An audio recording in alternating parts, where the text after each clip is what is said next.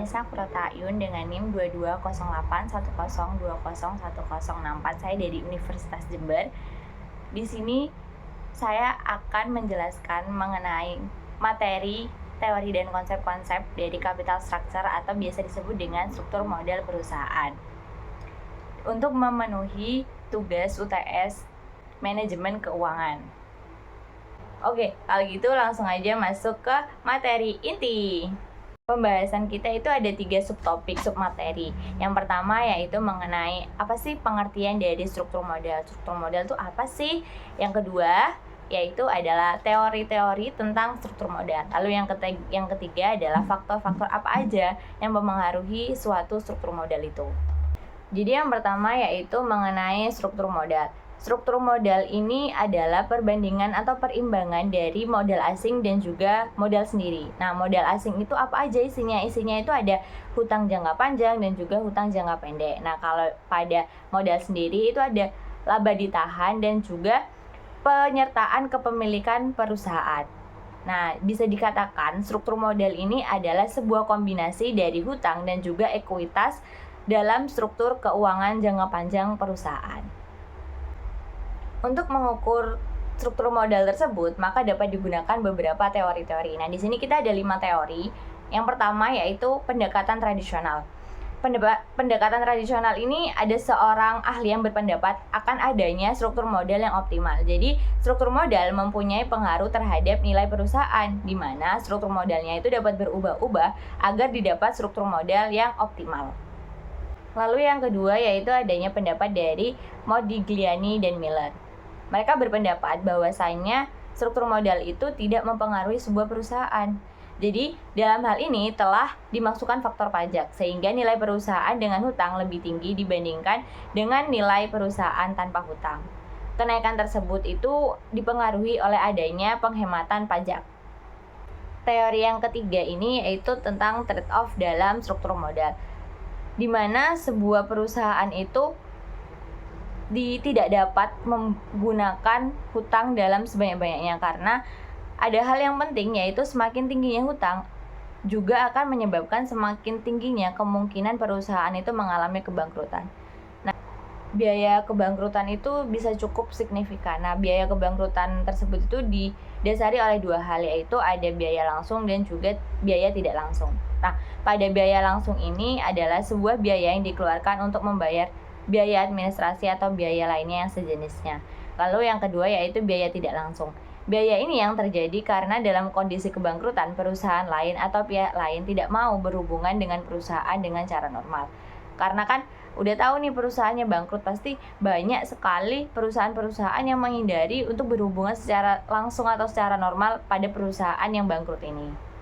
Lalu yang keempat selanjutnya yaitu mengenai teori pecking order. Teori pecking order ini menjelaskan bahwasanya mengapa perusahaan yang mempunyai tingkat keuntungan yang lebih tinggi justru mempunyai tingkat hutang yang lebih kecil daripada sebuah perusahaan yang mempunyai tingkat keuntungan yang rendah.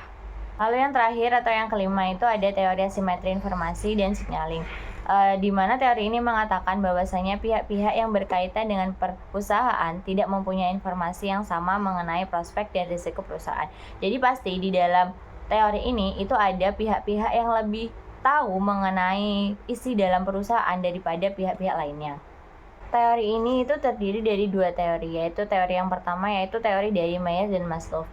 Menurut mereka ada asimetri informasi antara manajer dengan pihak luar, yang mana pastinya manajer itu lebih lengkap tahu tentang isi dari perusahaan daripada pihak luar. Lalu yang kedua yaitu teori signaling. Ini itu mengembangkan model di mana struktur modal atau penggunaan hutang merupakan signal yang disampaikan oleh manajer ke pasar. Sebagai contohnya yaitu apabila seorang manajer ini mempunyai keyakinan mengenai prospek perusahaan dan ingin harga sahamnya itu naik, maka manajer akan mengkomunikasikan informasi tersebut pada investor. Lalu yang selanjutnya yaitu mengenai apa-apa aja faktor yang mempengaruhi dari struktur modal. Nah, di sini tuh terdapat 5 faktor yang dapat mempengaruhi struktur modal itu sendiri. Yang pertama yaitu struktur aktiva.